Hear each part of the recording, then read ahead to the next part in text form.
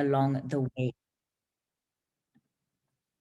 So thank you so much for being part of this conversation today. An important conversation to have, given the way in which technology is moving, artificial intelligence is shaping our world, whether we know it or acknowledge it or not. And I think the more armed we are with information, the better it will be for all of us. And this particular conversation today, decolonizing the internet, is an important one because ultimately it pushes us to have the difficult conversations. While technology is celebrated on the one hand, it doesn't mean that it is benefiting everybody in exactly the same way. And in the sense that it is not, we need to know how is it not, what are the challenges that come with that, and how do we, as a world, most importantly, prepare ourselves to overcome that? So today we're discussing how artificial intelligence shapes our world. Let me welcome onto the platform our panelists and their children and pets and everything that we can expect, because we're all working from home. So let's just bear with each other.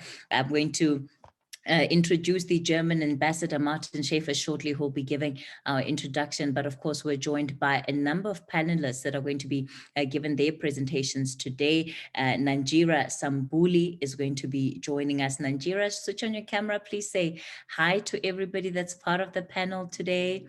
Lorena Jaume Palisi is also going to be one of our panelists for today, and Professor Sanga Gali is going to be giving a presentation. And these are really the people that we're going to have the opportunity of having a full-on discussion with, and that's going to be later in the program. Without wasting any further time, let me allow Martin Schäfer, the German ambassador, to give his welcoming remarks.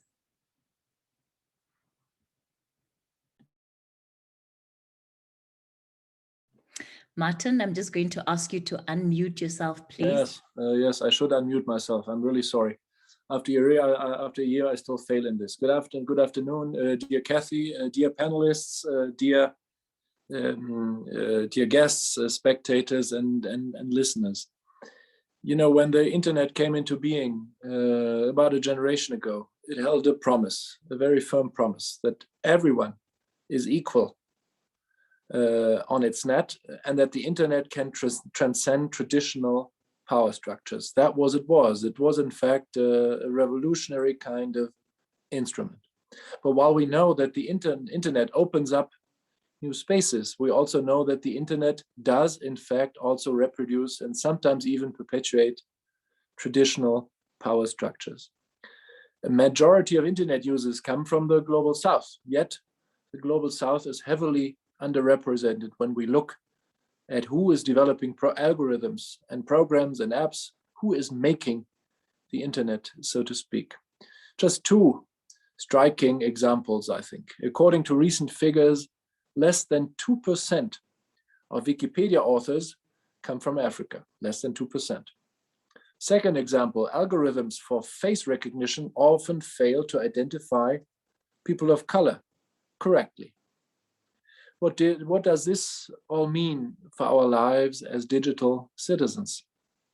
I'm more than happy that I don't have to give a response to that question, but that we are going to discuss this with renowned experts tonight.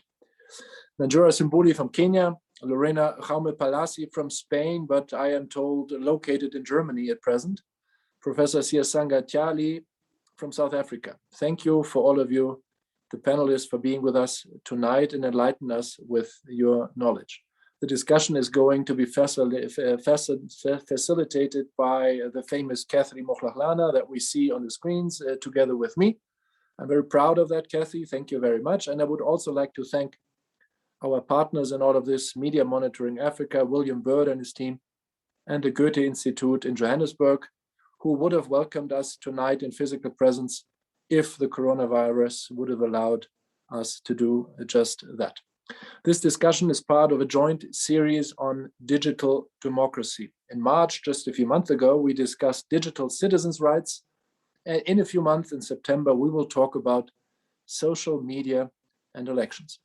Tonight, I'm really looking forward to an exciting discussion about the ways in which artificial intelligence is shaping our world. I'm sure many of us, certainly I, will learn a lot. And perhaps this event can even make a small contribution to, Kathy, decolonizing the internet. Thanks, and over to you. Thanks for that, Martin. You caught me a bit off guard there. I didn't think of myself as being famous, but if you say it, it must be true. Let me then get straight into the rest of the program and welcome onto the platform Nanjira Sambuli. She is going to be giving our first address for today, and really just to give you a sense of who Nanjira is. She's a researcher, policy analyst, and strategist interested in and working on understanding the unfolding gendered impacts of ICT adaptation on governance, media, entrepreneurship, and culture. She's also the commissioner on the Lancet and Financial Times Global Commission, president and co-chair of the Transform Health Coalition, and a board member at the New Humanitarian Development Gateway and Digital Impact Alliance. So, and just to add there, she's also a Ford Global Fellow. So quite a resume that you have there, Nanjira. I'm going to pause it there with the resume, though. The floor is yours. Thanks, Kathy. And I'll just summarize it by saying I follow the politics of tech and the tech of politics. So I'll give a quick introductory, series of thoughts around the topics around which we are gathered today, and I'll do it in 3 parts. I will start with just a few thoughts on how artificial intelligence and this algorithmic ordering of our world is taking place. The premise we have with AI is that it's set to provide objectivity and neutrality with the same rules applying to everyone. The idea being data in, insights out. With this, AI and data then start to seem like quick fixes to complex or long-standing problems. But this premise is also a ground zero for many troubles that down the line are usually called unintended consequences. The data or the raw material feeding the AI is in fact people's complexities being reduced to ones and zeros. There are usually assumptions baked in from the outset, such that any talks of ethics or human rights considerations that is not done at the onset at this very starting point risk becoming mere patchwork down the line. Essentially, AI solutions introduce a kind of administrative universality in theory.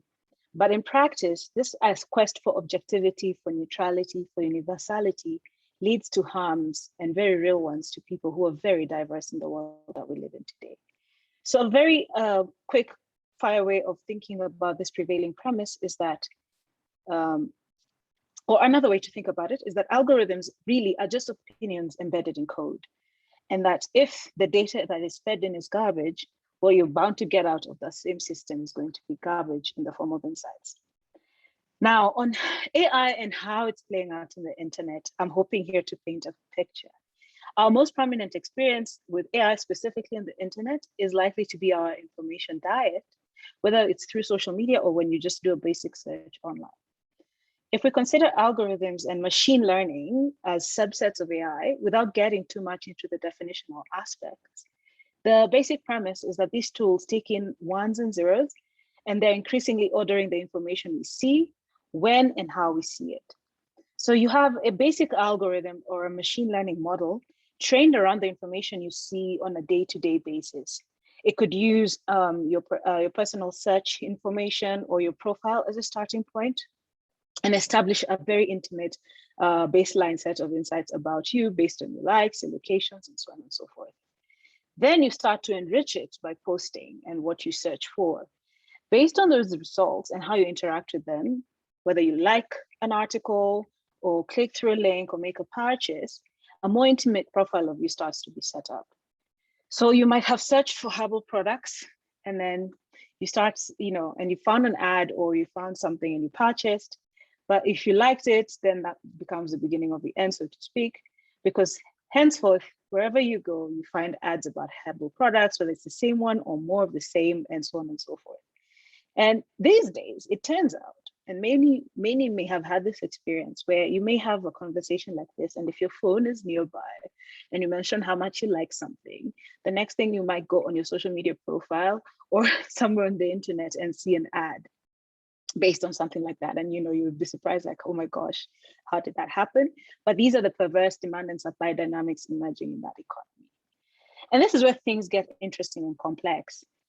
Because when these algorithms and machine learning tools start to combine billions of individual data sets, and they start to create collective profiles. And this is how the tech companies and others who are involved in the online data ecosystem really make their money. Over time, through these machine learning tools and the algorithms, insights are churned out that sort us into collective profiles. It could be something as generic as lumping all of us as Africans, based on how they've tracked our location. But then you have Africans becoming a code for selling to advertisers very specific idea that often we'll not even be familiar with. But it can and does get as intricate as sorting people by race, gender, sexuality, projected income based on your likes and your vacation pics and so on. And this is then pitched to advertisers who will place ads around content based on your interactions and how you're doing your living online. And it will be persuasive enough often to nudge you towards a particular action. So what starts as an interesting exercise in trying to make sense of all this data we generate anyway, starts to become politicized based on the assumptions that are now encoded into the kinds of profiles that are created and what those are sold as insights into what kinds of people. Now, we don't have as yet very Africa-specific studies on this, but in the US, it's been found that these kinds of algorithmic sorting of profiles have exacerbated discrimination by race, by sexuality, and other identifiers, from elements like which job ads you actually get to discover, or prime properties that are hidden from your search results because the advertiser, for example, does not want to rent or sell to Black or NB people. So diving a bit deeper into the African context, these algorithms that then order our African experience, if I may call it that way, on the internet, are designed very far away from our realities and our diversities. Yet there's a rush to get our data to train those tools, as this region and the global South more broadly are garnering interest for market capture. Suddenly, these AI tools that are designed in the West and mostly around the English language for content moderation are then being applied to our languages as we use them online. If anyone has ever tried to translate a tweet, and this is very unique to Twitter, from a non-Western language, you find a very tragicomic theater of mischaracterizing Swahili as, I don't know, Urdu, or Urdu as Uzbek, and it's a very interesting thing. And then there's a matter of how we code switch. And for us Kenyans, we always want to follow the stories on South African Twitter, but we can't because you switch between English and Zulu, Xhosa, and we're like, we always follow, what is the rest of the story? But in that process, as somebody's trying to figure out what you're saying, two very interesting dimensions emerge. That's diversity of how we code switch, how we use our languages, how we pick up, sort of stuff from Pidgin, mix it with Zulu and Kiswahili and create new ways of communicating. We have, as people from this region and from that language set, a sort of blanket obfuscation tactic. The systems can't keep up with the fluidity of how we use our language, for example. But on the other hand, the internet is already being designed to be usable primarily in Western languages. Now, as more and more of us are cornered to that, we are drawn into those nudges and tests and nets even that have us use more of those languages to get visibility, likes, you name it. And that starts to get us to use the languages that can then be used against these machine learning algorithms. And so this is just one trajectory on how AI is shaping our information experience. There's so much else that is happening, and especially into how AI tools are being introduced into our offline worlds, such as facial recognition for crime prevention, that is really doubling down on discriminatory aspects that both shape the tech and how they intersect with the colonial continuities in our world, such as how policing was and continues to be done in our post-colonial realities. So a quick recommendation as I near my end of my remarks is to find out more about these issues by going past tech media, and especially Western tech media, while encouraging our media practitioners to start really diving deeper into these stories and contextualize tech reporting, and check out the work of African scholars like Abeba Birhan and Sabelo Mhlambi, whose work is everything from narratives on algorithmic colonization of Africa, and Sabelo's work on how we can use Ubuntu as an ethical AI framework. And I'll conclude by just saying that personally, I'm a bit worried of how decolonize is used in discussions about tech. What's emerging is a revisionism that is situating this paradigm as this universal experience that anyone who's online experiences. And yet, there are very unique under the radar continuities to the colonial legacies that we must remain and cognizant of and retain this language and how we talk about tech's harms in societies. The institutions that are set up in tech break of the same old, robber barons, if you will, economies of yore. And that frame must not be used as a universal application because it decontextualizes what really happens in our corners of the world.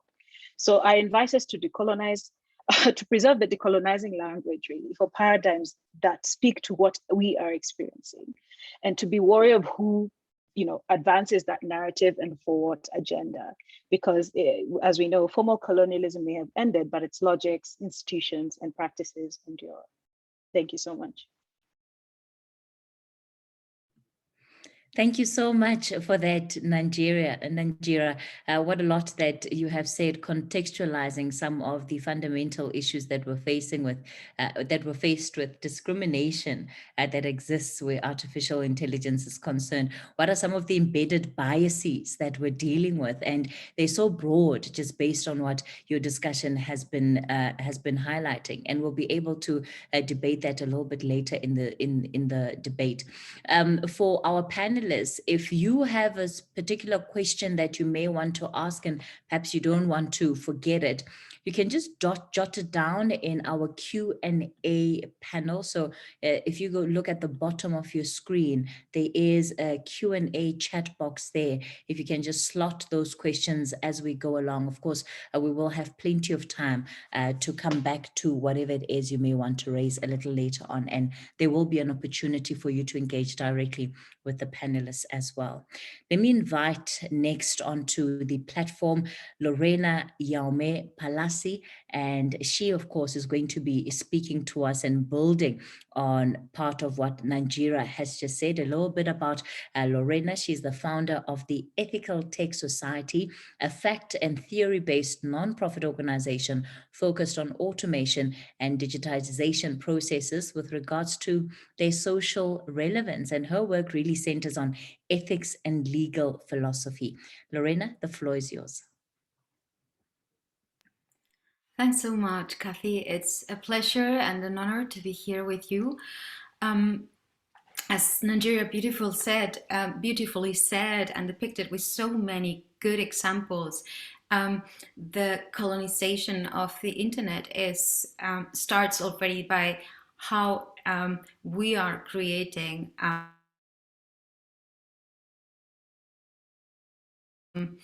because when we talk about the internet, we talk about a system that is not only about communication, but it's a space where people can exchange both professionally and privately. It's a place where people can access to information, both professionally, privately, and do many other things. And now, during the pandemics, in some parts of the world, we see how we are trying to use precisely that type of infrastructure to do so many other things that we used to do at a physical level, and now we have to do it digitally. And when we talk about infrastructure, it's important to acknowledge that infrastructure is always the most subtle way of designing the structure of a society or of a collective. With infrastructure, what we do is create dependency, and we create dependency for all the issues that we cannot afford ourselves, that we cannot develop ourselves, and for that we create infrastructure so that we can have access to health or have access to redress. So laws is a form of infrastructure, administration is a form of infrastructure, but also have the possibility to move. So streets and roads and cables are part of the infrastructure to have electricity and water and be able to move from one place to the other. And with that, the ones that create the infrastructure are the ones that decide who has access to things that are needed and we are dependent of, but also how these people are able to have access. And with that, it is also decided who is not able to have access. One of the first very plakative examples of how infrastructure can exclude parts of the society happened or was documented by sociologists in the US in the 50s, when they were building roads to give access people in the cities to the sand and to the beaches at the coast, and they were creating tunnels, and those tunnels would only allow cars to go through and not buses. And buses on those days were the transport that Black communities would use. So with that, they were excluded of that, and it was a purposeful decision. Creating infrastructure is always an endeavor that has a lot to do with how you decide to shape society. And the very beginnings of the 20th century, engineers were very much aware of that. There are excerpts and documentation on congresses and conferences where engineers were explaining that they would create the politics of the future, because since they were engineers and they were not politicians, they would create neutral and objective politics by creating the shape of cities and the ways how to create access within the infrastructure of a country. And those principles were guided by ideas of mathematization of life and also efficiency. Now, when we talk about that, those principles, it shows that it's important to understand what the structures of thinking behind those ideas that the engineers had, and that go back to the first beginnings of the 20th century when we talk about infrastructure or technical engineers understanding that what they do is political. It's not a Silicon Valley thing. It's a European international thing that happened already in the 20th century and was exported then to the United States and other places. So it's really also part of the European ideal, at least in that bubble. And if we go back in history to the thinking behind how engineers were believing that what they do is political, because it is, as that one example shows, but there are many others that show that infrastructure is extremely political and extremely powerful and very subtle. And if we go back to the thinking behind the way how engineers approach the creation of technologies, we need to go way back to that thinking, and it starts already in the Middle Ages and in the Renaissance and in the Enlightenment times, so the 16th and the 17th century, where the idea that science could only be something that is mathematizable, that can be enshrined and formed in math, in mechanics, and that the description of nature, and with that the description of human nature, is only something that can be seen as scientific as long as it is enshrined in mathematics, and as long as it can be systematized by a rationality that is neutral, because it assumes that human beings can detach themselves from their position of power, that can detach themselves from their gender, and can detach themselves from their culture, and can perfectly neutral make observations around the world. And those rationality principles are those that permeate also very much the ideas behind the assumption that the technology that we're using now is neutral because it's rational. But it's that idea of rational, it's coining and marking that perspective of what we think to be neutral, that we now, it's not new things, we know that it's impossible to make rational observations that are purely objective and neutral, that it does matter, the position that we have. Our genders matter, our cultures matter, the language that we use matters. There are languages that don't know of colors that other languages know of. There are languages where they have more than two genders. There are languages that have a different perspective on how things happen, just purely semantically.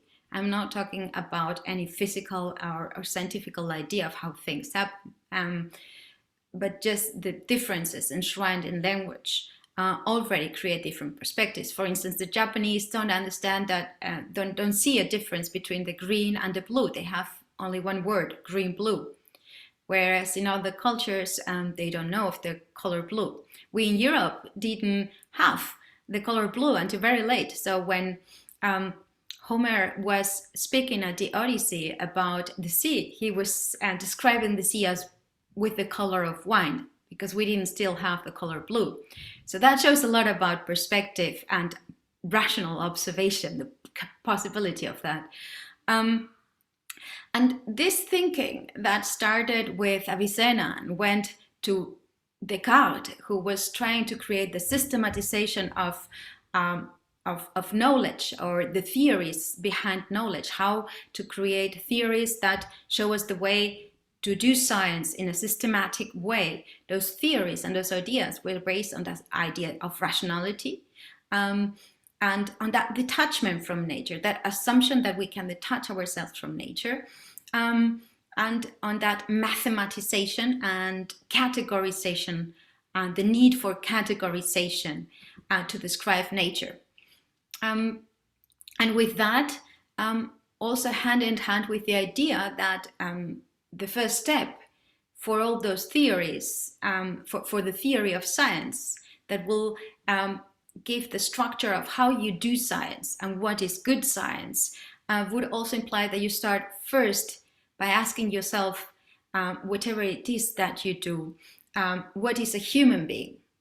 And that would not only permeate science, but it would also permeate ethics and the laws. And with that, the very first step would be categorizing human essence and mathematizing human. And this was a project of, or part of the project of the science and the philosophy and the ethics behind the Enlightenment, Kant and Hegel and Francis Bacon, all, by the way, white men coming from only 5 countries, or the mainstream of the humanists that coined or marked the way how we do science and how we develop philosophy in Europe, that was then exported to everywhere, was coined primarily by people that had very similar profiles and had very similar privileges. Ideas of categorization, there was a lot of other factors that, oh, I think I froze. Back again. Yes, you're back again. Everything is still in order. Go for it. Okay. So with those ideas that you need to categorize human beings first to decide what is it that human beings can do for science, and what is it that we can expect from human beings, both ethically and normatively. We also had other factors that play a role to push that idea, were economical factors, because of course only humans can with the idea of rationalization that those and that the Enlightenment proposed, only what was seen as human was the one that had the legitimation to manipulate nature and to overcome nature, and with that make nature more efficient. And perhaps you hear between the lines what I'm trying to say, that with the definition of what was a human being was important also to justify colonization, to justify slavery, but also to justify everything that humans would do, and also to create technologies that are not trying to be in harmony with nature, but are trying to optimize nature. With that meaning that are technologies that are seeking to keep the status quo, because efficiency and optimization is about bettering the already existing status. That this is what efficiency means. Whereas resiliency, for instance, means that you are adapting to changing situations, that you are keeping options and different ways open, so that you can react to ambiguity of life and to changes in nature of high impact. And just to give you a short example of what is resilient and what is non-focus on the essence of human beings, but trying to understand that, as we'll probably see Sanga, Professor Sanga will talk about, or perhaps we can talk about it in the conversation, and as Sabelo has been in his work trying to make clear, or Abeba Berhane, we can create technology that parts from a very different position. We can create technology that it's not seeking to optimize the status quo, but it's about resiliency, in the same way as nature is about resilience. The woods operate on resilience and not on efficiency. We can create technology that does not put the human being as the center of everything, but understands that we are all connected with everybody, that we are all vulnerable, and that this is why we create technologies, because of our vulnerability and the dependencies that we create. And just to put another metaphor, it is like, I don't know if there's some of you that climb mountains, but you know that you cannot climb, you're not supposed to climb a mountain alone. So what we usually do is that we use a rope and we tie ourselves with a team to the rope. And with that, we create a mini infrastructure to climb the mountain. And with that, we are vulnerable to each other, but together we can cooperate and save each other and have each other's back. But this means, as climbers know, that when we create that infrastructure, we are as strong as our weakest member on the rope. And that means that acknowledging that vulnerability and focusing on that on the most vulnerable member of the rope and creating the limits based on that, it's a different way to care for each other and to create technology as we are doing right now. And that requires, on the European side, to understand that our theories and our ethical values that have coined the technology that we're doing right now, and we were wrong, and we seem to think that we can create technology very well for the future based on our values, but our values are part of the problem. And I think it's important to look forward by first starting to acknowledge that this is now the time in Europe to shut up and listen to other cultures.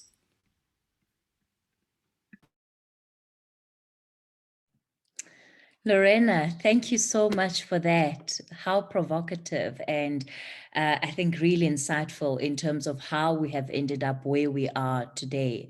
Just your reflections on the infrastructure. And I think this example applies to so many other things. Who creates infrastructure, and who is it intended for?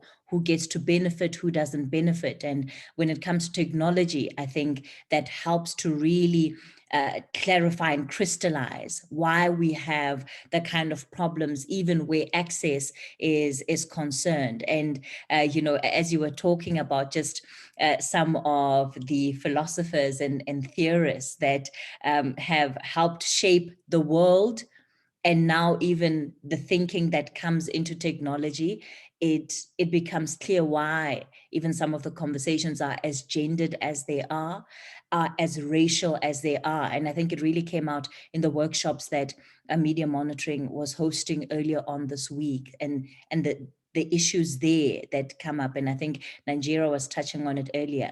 They really have their roots in colonization, at least in its traditional form. And perhaps that's what we also need to keep challenging. I really thoroughly enjoyed that. Thank you so much. And I can see lots of questions also coming up, and I know that lots of people will want to engage further on this.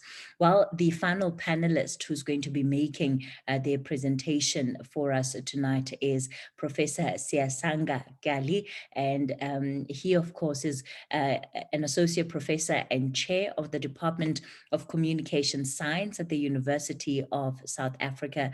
It's in Pretoria, our capital city. He holds a PhD from the University of the Witwatersrand. His research interests are in political communication, health communication, African media systems, cultural studies, and decoloniality. Prof, it's over to you.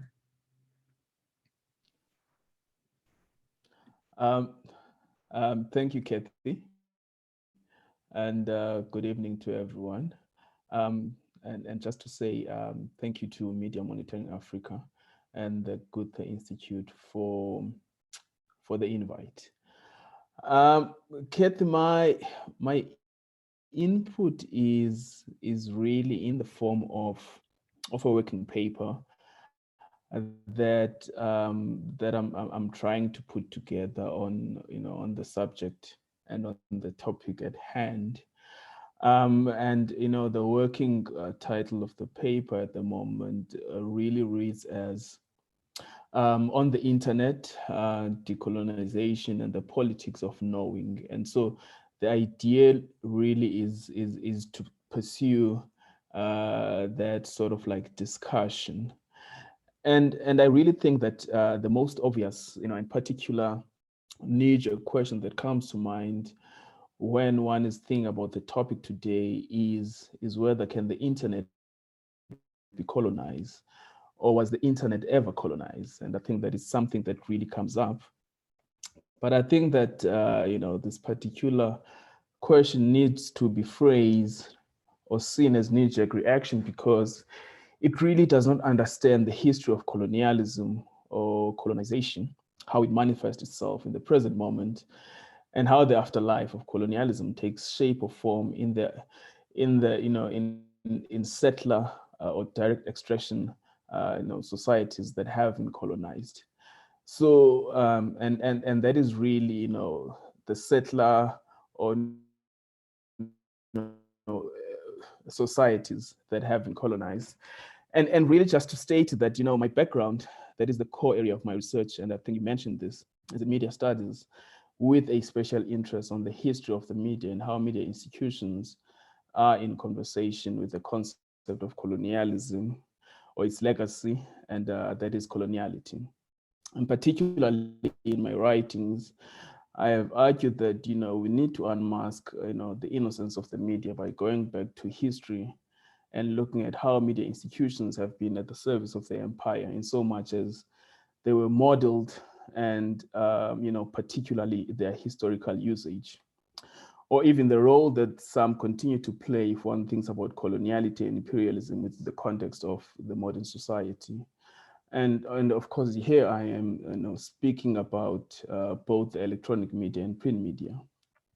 I also should say that there is an entire archive on the subject matter, that is research and scholarship that remains marginalized because it asks uncomfortable questions about the world as we know it today. It also doesn't matter if one looks at my discipline, as I've mentioned it, and my speciality, or if one goes so far as to look at the writings of the likes of Chinua Achebe and Ngugi Thiong'o, and how they really grapple with the subject of colonialism in African theater, in African writing, in African art, in African cosmologies. The fact of the matter is that colonialism or colonial impact runs deep and remains deeply entrenched in the global South societies. But back to institutions and enablers of communication, of which internet is but one. I would like to begin by first looking at some of its ancestors, and then later on try and weave that argument within the context of the internet as an enabler of communication and a platform or a window of knowing about Africa, if one may say. I'm also hoping to allude to the internet as a channel of giving access to knowledge about Africans and African subjects, and how this is indicative of the bigger conversation about coloniality of knowledge and knowing. On the subject of institutions, institutions of communications, for instance, the ancestors of internet or the ancestors of the internet, one is able to connect the subject with colonialism in so much as how these institutions historically functioned in Africa. Particularly, one key observations on these institutions, took place in Algeria, and it was the Martinician philosopher that was Frantz Fanon who particularly made a keen observation about the role of radio in the bigger colonial project and how Radio Algeria's, for instance, played such a role. It's also important to also note that Radio Algiers, a then French broadcasting station which functioned in Algeria for decades, was a re-edition or an echo of the French national broadcasting system, which was then operating from Paris. And so Fanon argues, and I quote, among European farmers who were then stationed in Algeria, the radio was broadly regarded as a link with the civilized world, as an effective instrument of resistance to the corrosive influence of an innate native society, of a society without future, backward, and devoid of values. And of course, there are other observations on these institutions, Kathy, and I could, of course, go on and cite these other examples, which speaks to institutions of communication and colonialism, but I suspect that I do not have much time.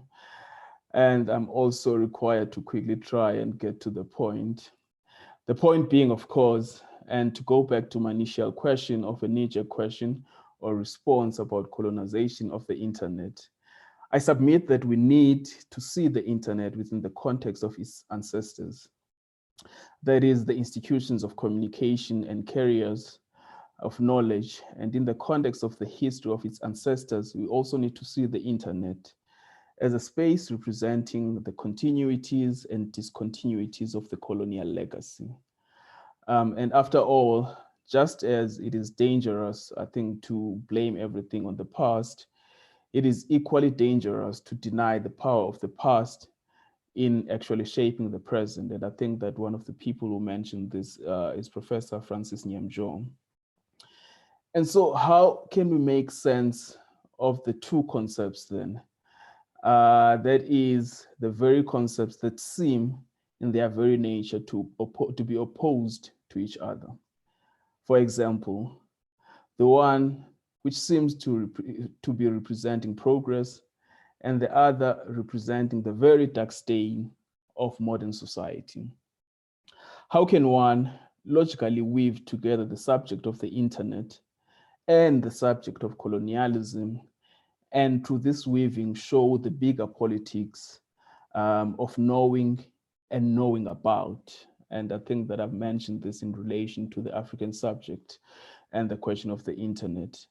And so, phrased differently, how does the internet, as an apparent imperial tool, package, worldviews, organize such worldviews, and make them available to us within the context of the global South, and particularly within the context of the African continent.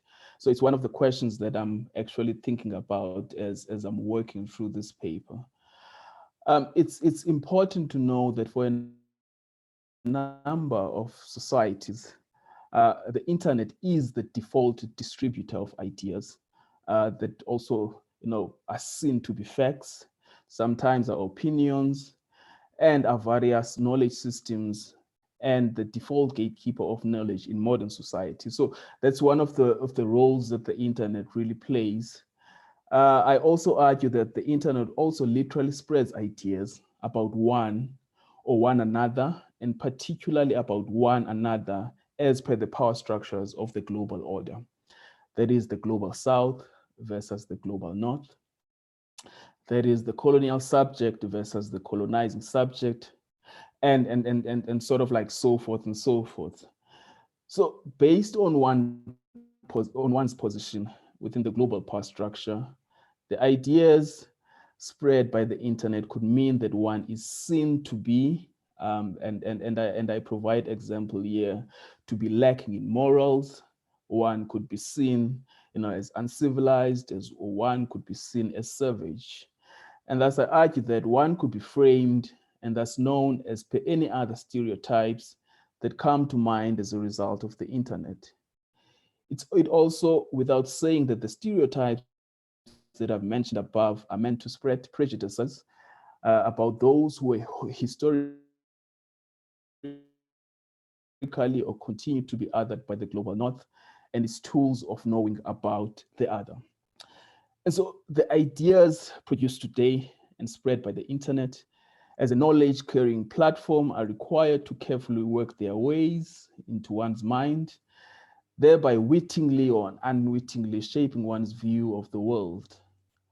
And so if the global South, and particularly the African continent, has not leapfrogged in the manner in which it was meant to, and if it has not had much influence on the internet as a carrier of knowledge, it is then reasonable to argue that the knowledge carried by the internet on Africa and on Africans needs to be continuously interrogated. I thus argue that because of the global power matrix, the coloniality of knowledge within the context of the internet has meant that the rest of humanity, the subject, emanating from settler or exploitative colonialism, the African subject has limited representation in the Internet of Things and continues to be explained through imperialistic epistemic systems of knowing. Because of the global matrix systems of power, the African subjects continue to be framed from an imperial society's perspective. And I think that the speaker before me also mentioned this quite a few times. And so if the Internet of Things, if in the Internet of Things, the global North has about 80% presence or representation, then it stands to be reasoned that the content and knowledge systems emanating from the web represent the global North.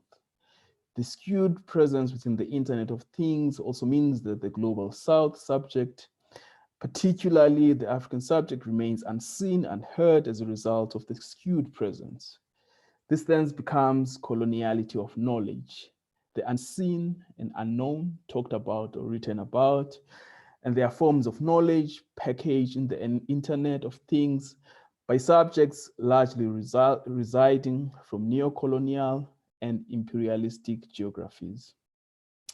After all, I think that it's Edward Said who noted that poverty, dependency, underdevelopment, and various pathologies of power and corruption, plus, of course, notable achievements in war, literacy, economic development, this mix of characteristics designated the colonized people who have freed themselves on one level, but who remain victims of their past on another.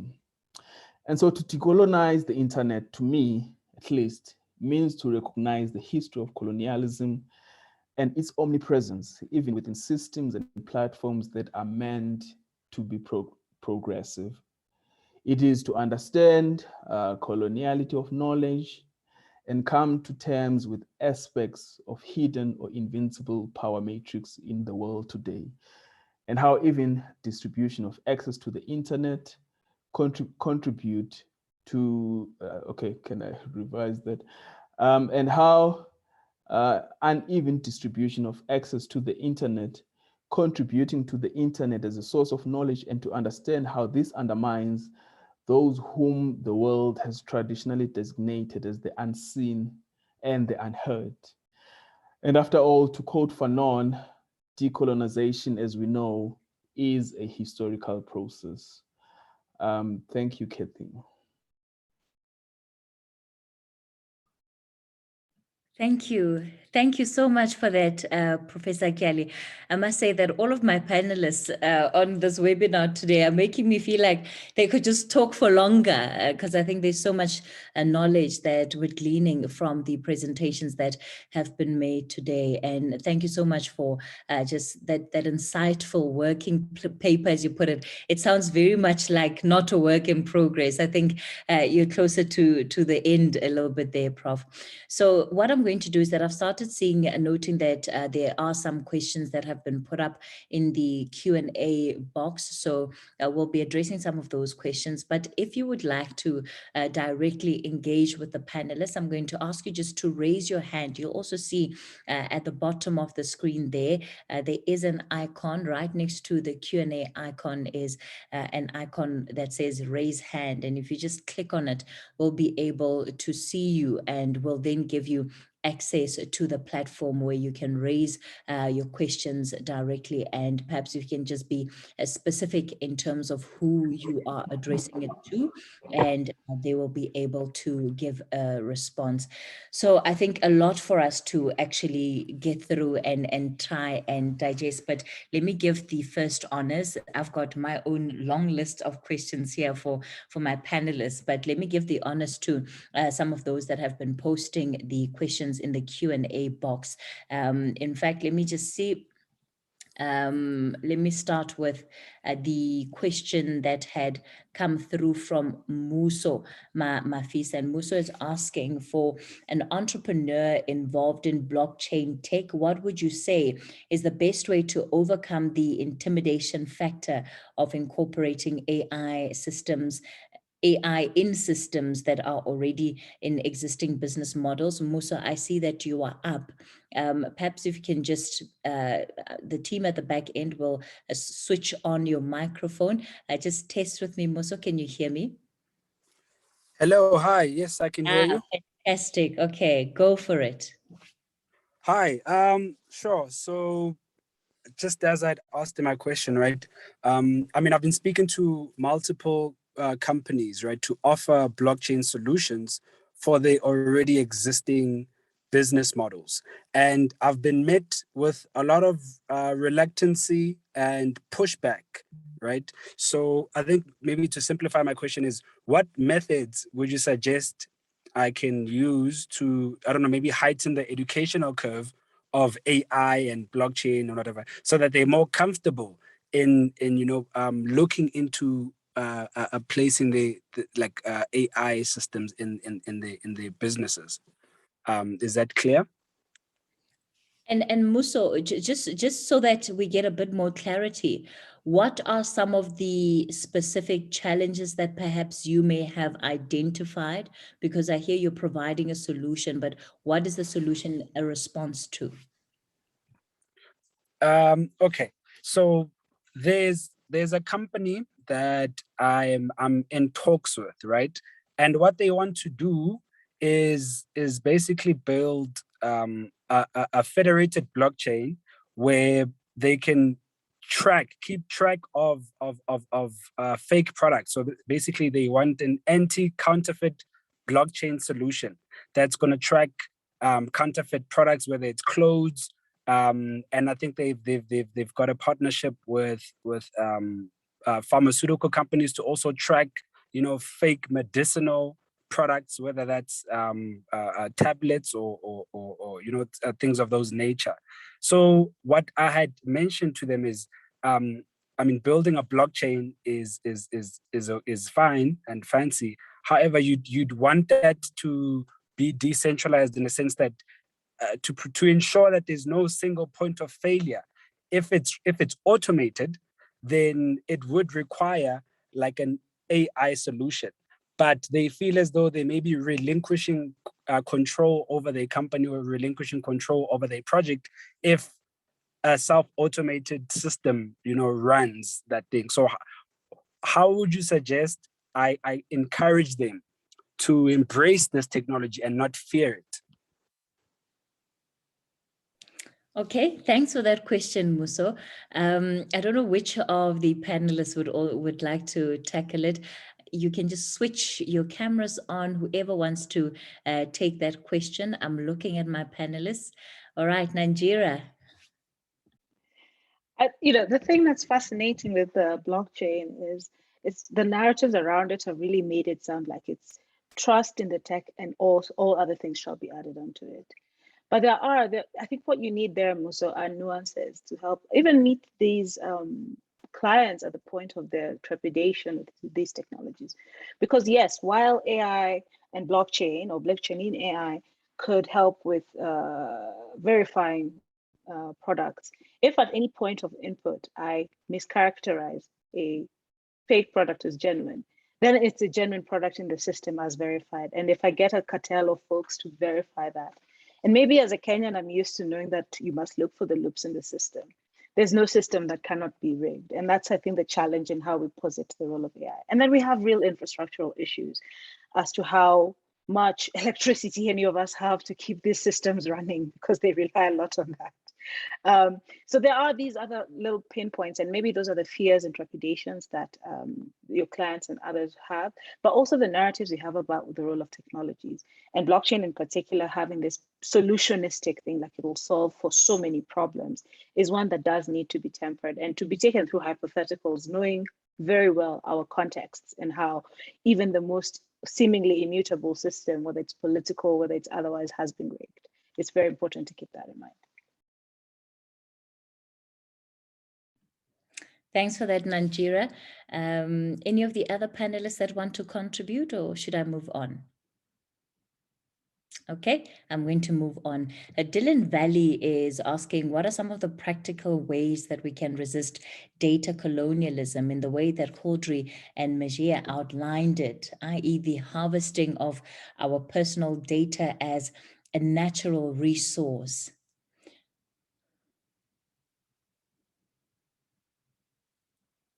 Maybe let me ask Lorena to come up and try and tackle that question, and then I'll give Professor Gali an opportunity afterwards. Lorena? Well, thank you for that question. That's a complicated question. I think that like many, when we talk about data, it implies a lot of things. It implies all the technicalities of it. So it implies that you create specific infrastructure to have the data and to process the data, and also physical infrastructure, the servers, for instance. But it also implies the policies, right? And it also implies companies or a specific actor that is able to lead how this data is being both collected and processed and so on. So because it's a social technical, or there's no silver bullet, so you require a lot of measures, I guess. Oh, I froze again. You see, a good German infrastructure. I'm in Brandenburg. This is one of the worst places with regards to digital infrastructure. It's really bad. And everyone assumes that we have this great digital infrastructure in Germany.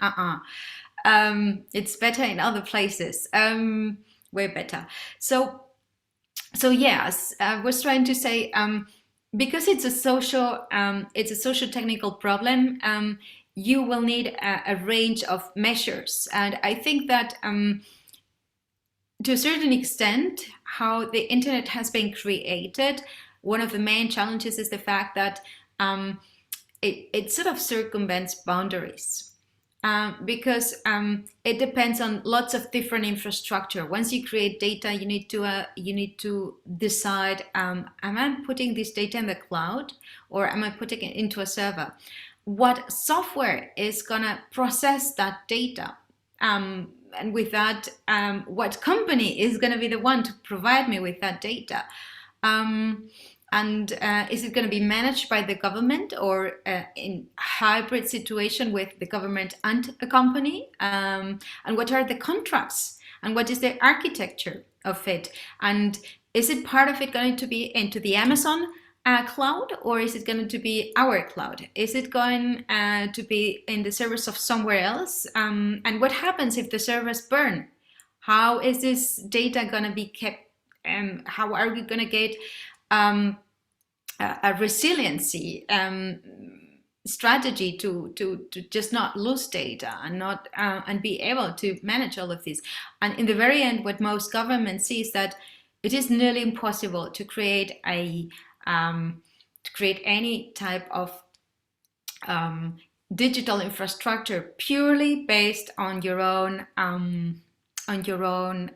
companies and purely based on your own infrastructures and institutions. So we depend on each other, and I think that that once we acknowledge that, it's important to look a bit more about both the technical infrastructures of it, because there's no one. In Spain we say there's no one way that leads to Rome. There are many ways. So you can have different types of infrastructure for that, and some types are better for specific contexts, and some others are better for other contexts. So centralization is not always bad. Decentralization is not always good. Open source is not always good, but it's not always bad. It depends really on the context, and of course, open source is not always the proxy for good software. It might be also used to create specific forms of confidence, and with that skip forms of governance and control of specific architectures. And besides that, of course, it's a lot also about the laws. What contracts do you have? What is the exchange, and what are the economical aspects behind those contracts? Who and I think that there it's important to go back at the political own interest, and that makes it complicated in some countries where there's no trust with the governments for good reason. In the place where I come from, both in not that much in Spain, more in Germany, the Germans do not trust private sector so much. They rather trust the government. In Spain, it's sort of different. We trust nobody, and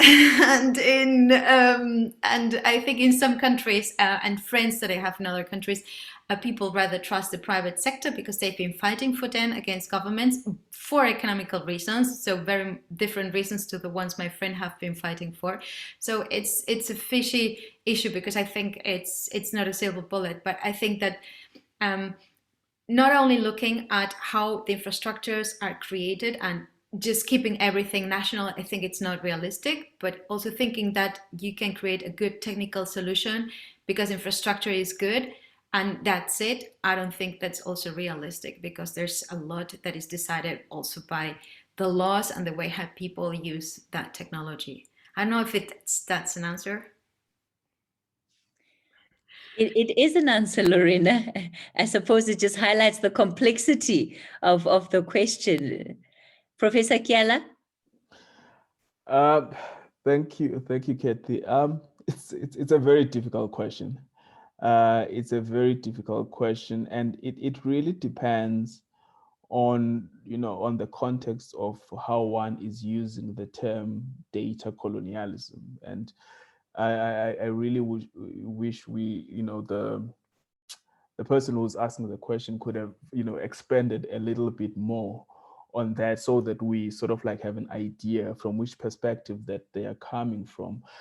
But I think that, to respond generally, the issue of the internet and the problem of the internet is how it has been commercialized and privatized. And so you find that if one is in a certain platform, and that platform, it is a commercial platform, meaning that someone out there owns the platform. And so you may be on social media, whether it's Twitter or Facebook.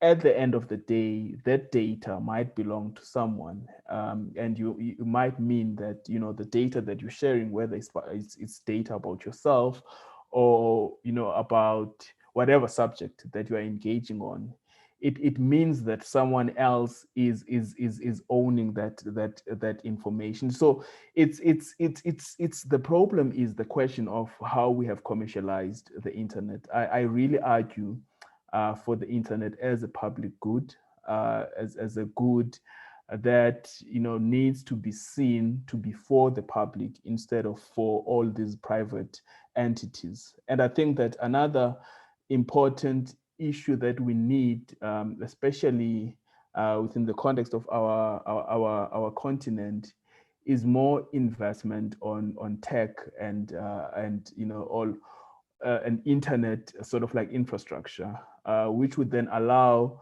Africans to actually to be actively involved, in the process of the internet in itself. So it's as I was saying, that it's a very difficult question to respond to, but generally I think that the major problem is how we have commercialized the internet.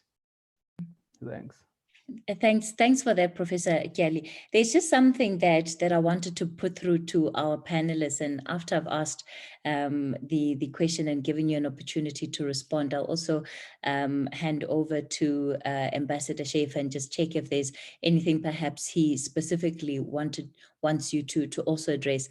Just gleaning from what you've all been saying, there is a very deep sense of, yes, people's information is important and it contributes to existing power structures and keeping those in place. It contributes towards discrimination and perhaps even emphasizing the prejudice that exists. So when I, as a user, am constantly on and I'm given information that reinforces my prejudice, reinforces my biases, and it is making money for the platforms for the owners of these platforms. It's making money for the manufacturers of different products. What will it take to be able to break that? Because if I, as a user, am not willing to do the work of understanding what lies beyond this ecosystem that artificial intelligence has created for me, it's my happy bubble, it's my happy place, I have no reason to get out of it. How are we going to make sure that this conversation reaches somebody like that?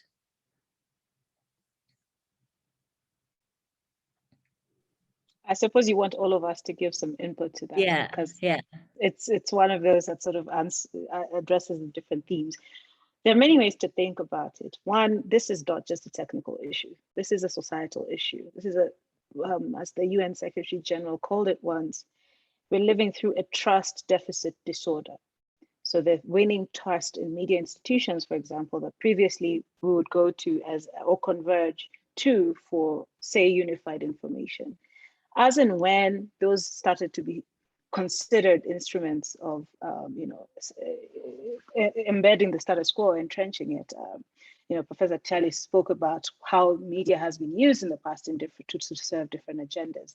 Those points that have led to this breakdown are what tech and algorithms have been weaponized to really just cash in on. So tech in and of itself can also, just as easily as you're saying, those algorithms could just as easily tomorrow be organized such that you see there's a news item and here's all the different kinds of news sources that you get around it. But that's not how it's being done. So there's a political element to it, that social political element to it that should always be brought into the conversation about the solutions we look for. Because the more and more we keep thinking that the answer lies solely in tech, the more and more we go deeper into that rabbit hole. And lastly, there's only so much the individual can really be expected to do? Will they make sure that they read every terms and conditions, that they figure out if they have, and this is very unique to our African experience for many people, if a lot of what the platforms they can go to are against maybe free data bundles that their service provider gives them, if they cannot break out of those walls that they're put into, really there's only a limited element to which an individual in their own capacity can act on this. So we need whole of system thinking to really diagnose this problem, because it's both analog and digital.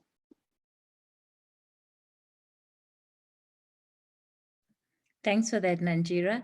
I don't know if there are any other panelists that want to go for it.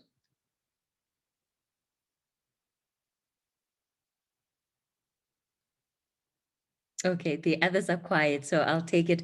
I'll take it that then that we're covered there. Mr. Schaefer, I don't know if you want to come back onto the platform.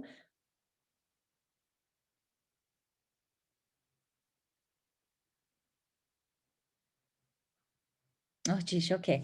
I don't know where he's disappeared to, but let me continue with the question. No, I'm here, Kathy. All right.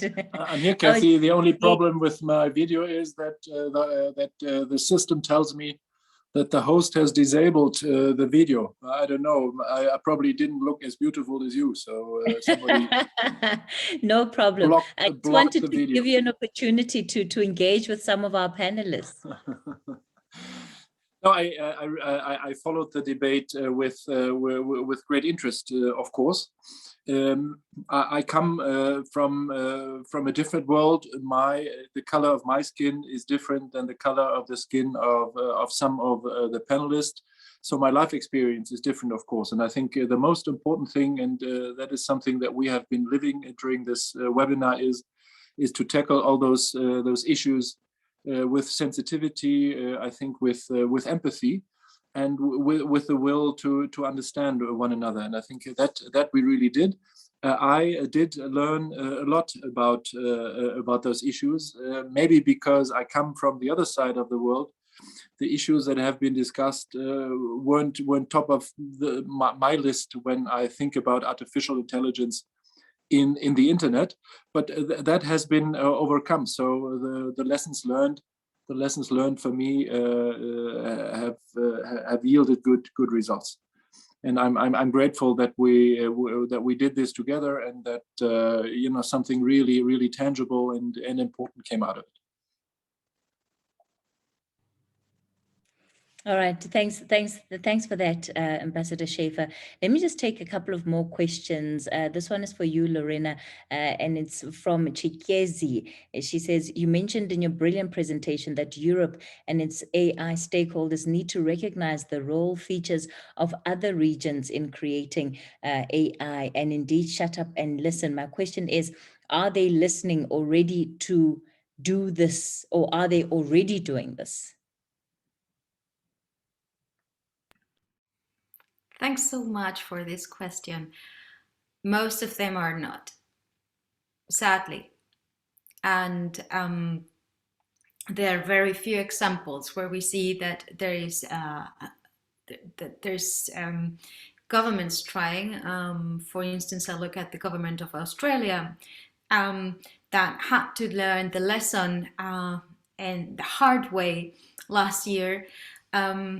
As you might remember, at the beginnings of the 2020, fires were destroying the country and the continent at the very beginnings of the year in January. It was devastating. And if we do an archaeology of what happened there, I think it's a really interesting example, because when the white colonizer came to Australia, they prohibited the Aborigines to do their cultural fires, because they thought it was barbaric, and because they thought that this would increase the fire in Australia.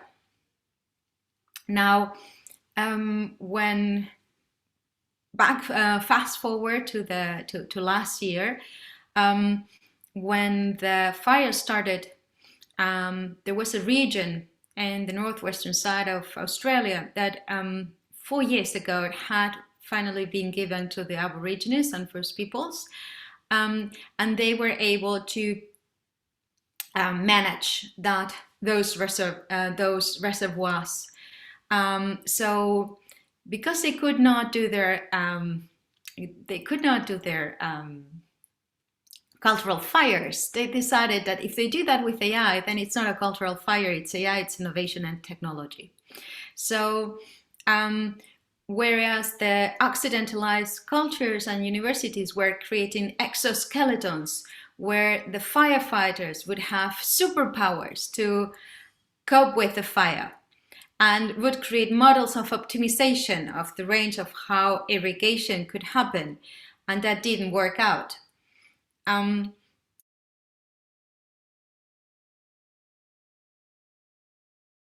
At the cultural rituals of the first peoples, of their people, and saw that there was a pattern behind that was trying to explain, that was explaining how you need to do artificial fires after the monsoon in a very specific point in time. And with that, burn the short grasses and similar bushes, so that on farther on it would prevent bigger fires and a few months afterwards. So they started to create drones and programs that would make that that calculation and the calendar of the year. So they, instead of looking at how to optimize the firefighters, they started looking at the fire as a process and the human being only as part of a process, where they understood how it is all connected when a fire starts and increases, and where are the points in time where it diminishes, trying to, with that, understand when to have interventions to either prevent or minimize fire. That gave the result that they have 75% less fire than in the rest of the country. 75%.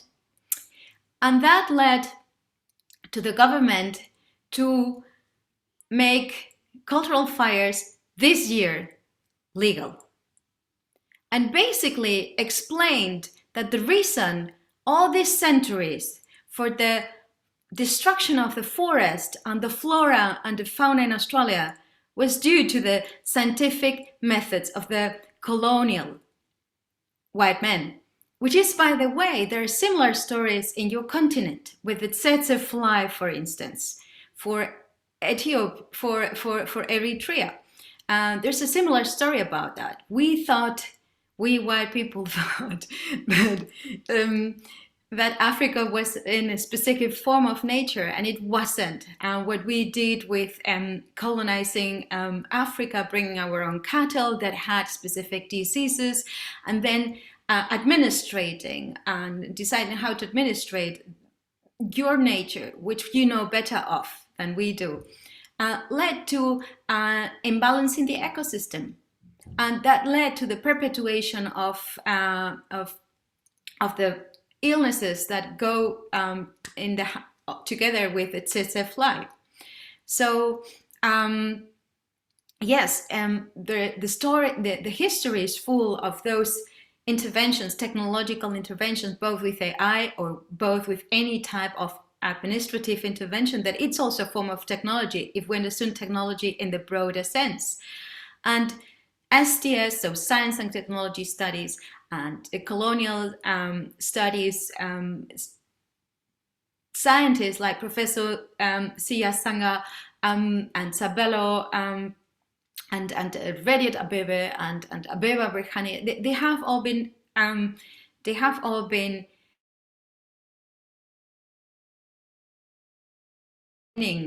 those interactions and have been documenting and representing and really putting into writing and creating disciplines, their own disciplines. They had to create their own faculties in many universities, but it's not being listened, because it implies change, because it implies going back, it implies accepting that the world needs to change. It implies that we should not strive for efficiency and for optimization, but we should perhaps strive for things that go in detriment to economic and political interests.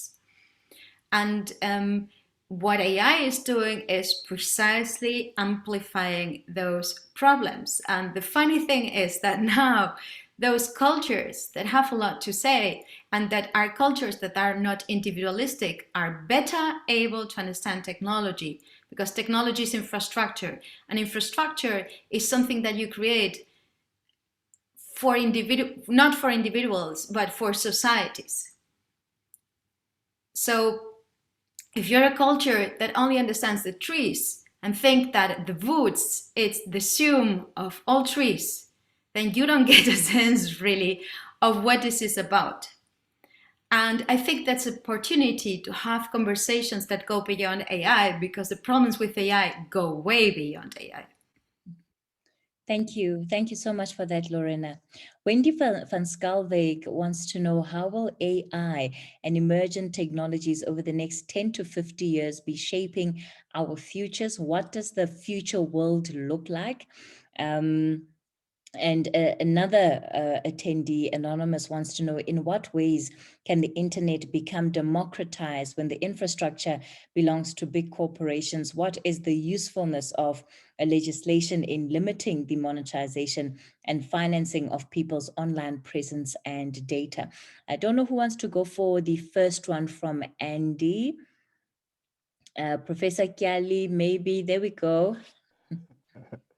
Thank you, Kathy. Wendy raises two interesting questions. The first one, I think that it is the marginalization of second and third world countries in relation to technologies, and will it ever be addressed, because it enslaves second and third world countries to the mercy of those who control technologies. And I think I have to go back, I think, that to the point that I initially made, I think, which is the major problem, the major problem in how the world is put together at the moment is the fact that, the internet is really owned by corporates. And when you then have strong corporates, coming from the US or somewhere in Europe, it really makes, the global South consumers. We are really made not to participate actively so, but passively so, as people who are then just consumers of whatever is on the internet.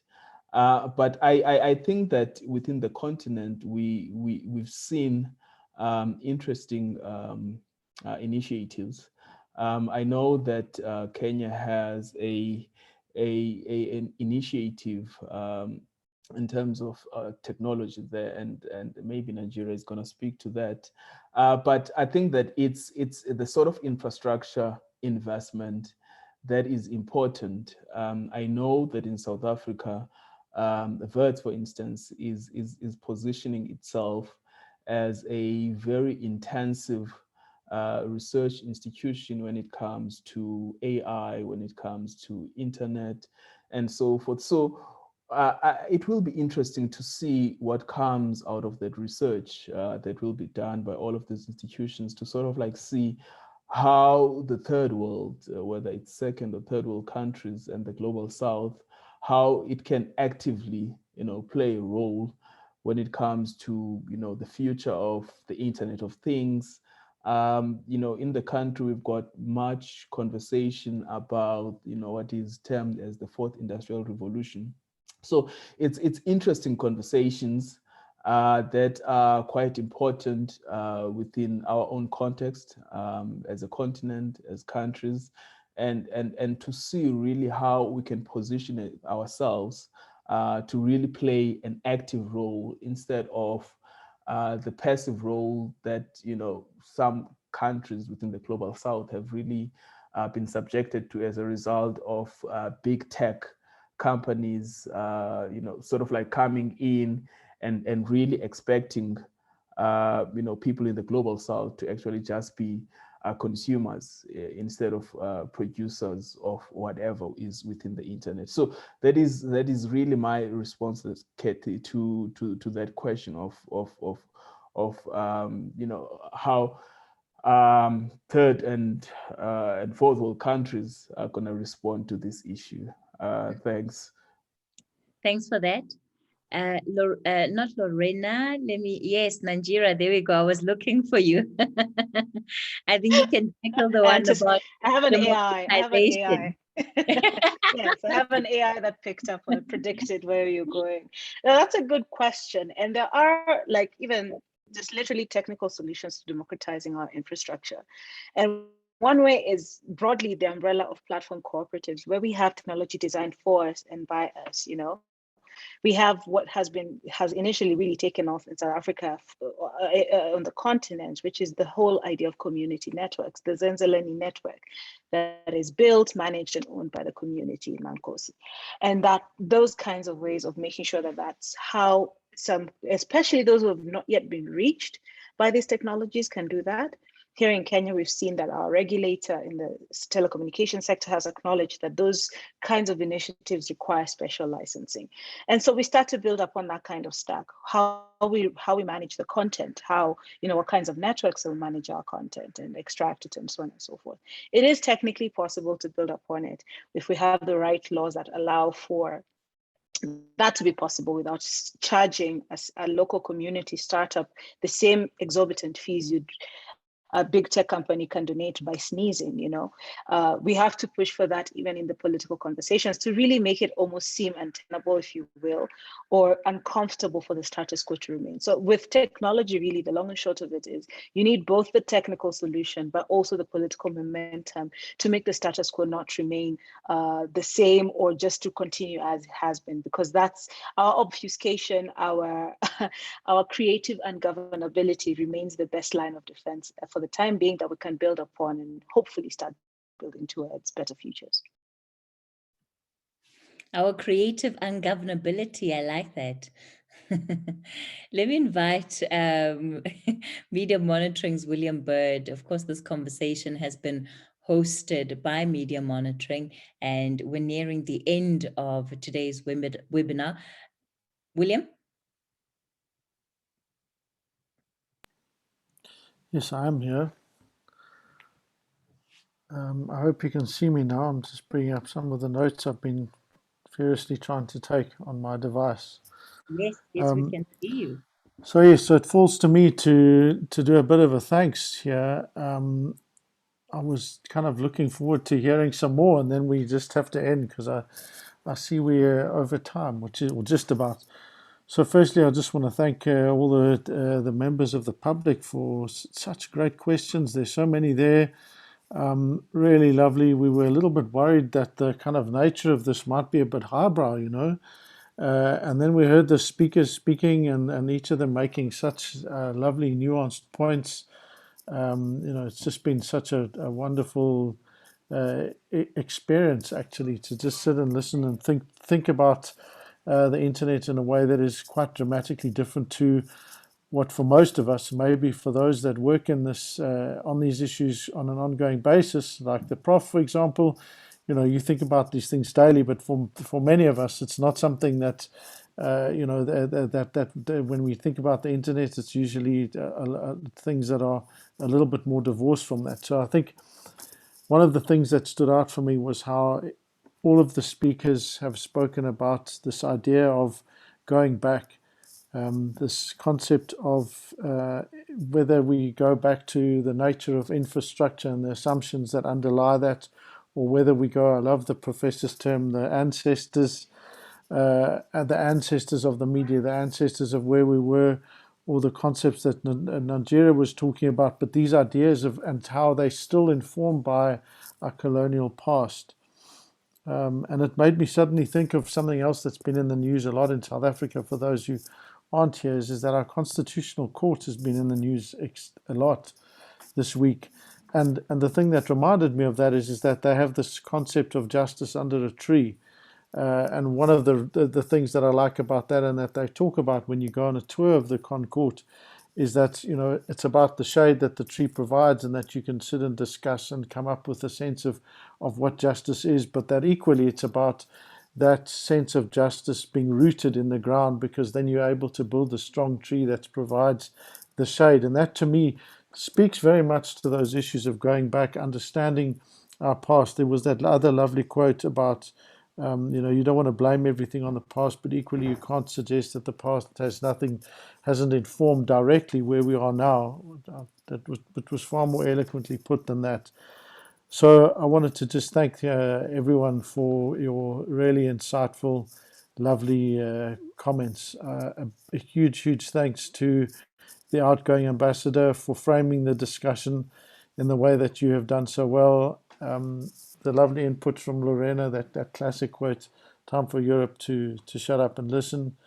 And then, of course, I think to my colleagues who wish I would probably say that a lot more than myself, my wonderful team that have organized this and been working their guts out to make this happen and have it run off so smoothly. Handel and Brazo, who I haven't seen for far too long. Our lovely partners at the embassy, Stefan, and our lovely partners at the Goethe-Institut. Thank you so very much. It's been such a lovely evening. And again, a huge thanks to our panelists. I thought you are really excellent, and it was just such a lovely, stimulating evening. Thank you all very much. And of course, the biggest thanks to our lovely, fabulous Kathy Motlatlana from SABC. Well, she's from all sorts of other fame, but I like to emphasize that our public broadcaster, because it has its origins in an apartheid evil, and yet it is able to emerge into something that is shaping up to be a proper African public broadcaster. So it shows that you can do that if you do focus on it quite deliberately, you know. And I think that that's actually a nice working example. It would be interesting to hear the Prof's thoughts on that, but not now. So I'm going to shut up and listen to the rest of you saying, thank goodness he's been quiet now. Thank you, everyone. It's been fabulous. Good evening. Thank you so much for that, William. It's interesting that you should mention that, because as Professor Gali was making his presentation, I'm thinking about the history of multiple media, not just in this country, but even the international media that we have. And I think, you know, there's certainly a conversation to be had there, looking into the histories, because there's such a trust deficit that exists today. And how much of that is premised of the fact that traditionally or historically, some of these institutions have been seen to be mouthpieces or to be propagating agendas of perhaps powerful world forces and world figures. So I'm so glad that you touched on that, because it kind of stayed with me in the back of my mind. But I didn't want to derail and off and get off track in terms of the purposes for today's conversation.